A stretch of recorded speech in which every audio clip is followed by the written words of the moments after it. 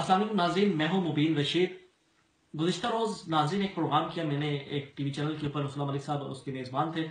उसमें मैंने खुलकर इस बात का इज़हार किया कि मैंने इमरान खान के खिलाफ जो एक किताब लिखने की कोशिश हो रही थी, मैं उसका हिस्सा क्यों नहीं बना। रेहाम खान साहिबा की ख्वाहिश के ऊपर ही मैंने किताब लिखने का आगाज़ किया।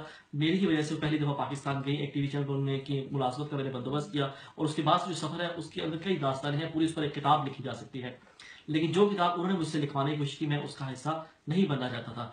जिस पर उन्होंने कल पहले तो मुझे बददुआएं दी व्हाट्सएप के अंदर बराह रास्त रब्ता करके, और फिर जब उस पर भी बात ना बन सकी तो उन्होंने फिर एक वीडियो मैसेज जारी करके मेरी सहाफ़त के ऊपर सवाल उठाने की कोशिश की है। मैंने जब से एमए मैथ कम्युनिकेशन किया है उस वक्त से आज तक मुसलसल सहाफ़त से वाबस्ता हूँ और पाकिस्तान के तमाम जर्नलिस्ट इसके गवाह हैं। उनकी तो क्वालिफिकेशन के हवाले से आप खुद ही गूगल करके देख लें, और जितनी वो सहाफ़ी हैं वो भी आप मेरे से बेहतर जानते हैं।